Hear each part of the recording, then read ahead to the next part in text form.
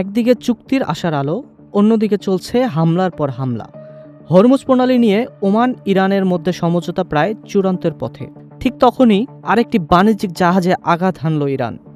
প্রশ্ন একটাই, চুক্তি হলেই কি সত্যি খুলে যাবে বিশ্ব বাণিজ্যের এই গুরুত্বপূর্ণ জলপথ, নাকি শর্তের জটেই আটকে থাকবে সমাধান? চলুন জেনে নেওয়া যাক পুরো ঘটনা।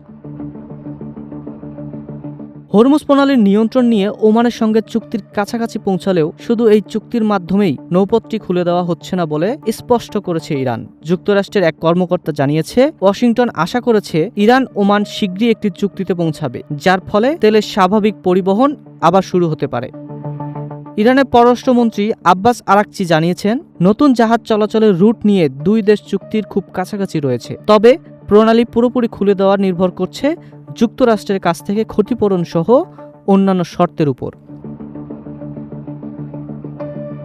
এই খবরের মধ্যেই গতকাল হরমুজ প্রণালীতে আরেকটি বাণিজ্যিক জাহাজে ইরান হামলা চালিয়েছে বলে দাবি করেছে সংযুক্ত আরব আমিরাত।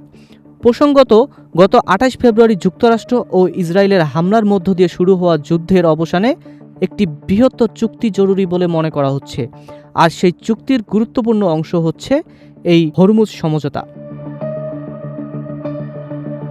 ইরানের সর্বোচ্চ জাতীয় নিরাপত্তা সংস্থার সচিব মোহাম্মদ বাঘের জোলকাদর জানিয়েছেন, প্রণালী খুলে দেওয়ার শর্তগুলোর মধ্যে রয়েছে যুক্তরাষ্ট্রের হুমকি ও ইরানের মিত্রদের উপর আগ্রাসন বন্ধ, অবরোধ প্রত্যাহার এবং ইরানে আটকে থাকা সম্পদ মুক্ত করা।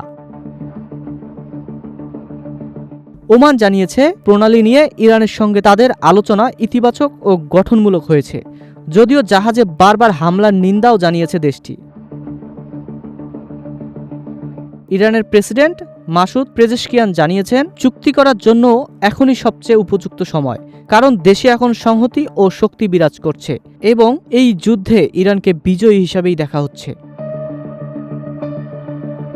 তবে বাস্তব পরিস্থিতি এখনো জটিল।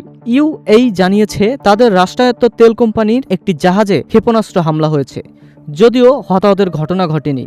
মার্কিন সেন্ট্রাল কমান্ড জানিয়েছে, অবরোধ শুরুর পর তারা মানবিক সহায়তাবাহী ৩০টির বেশি জাহাজকে যাওয়ার অনুমতি দিলেও ৫৩টি জাহাজ ফিরিয়ে দিয়েছে এবং কয়েকটি বিকল করেছে।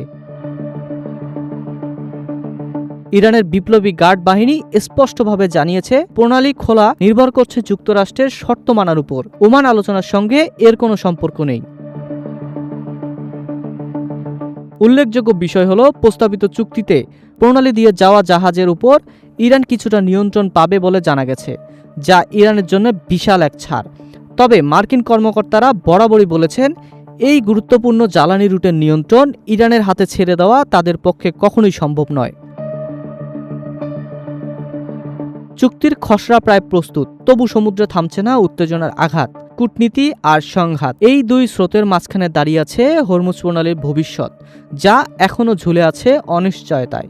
শেষ পর্যন্ত কার শর্ত জিতবে, ওয়াশিংটনের নাকি তেহরানের, সেই উত্তরের উপর নির্ভর করছে বিশ্ব বাণিজ্যের এই গুরুত্বপূর্ণ জলপথের ভাগ্য।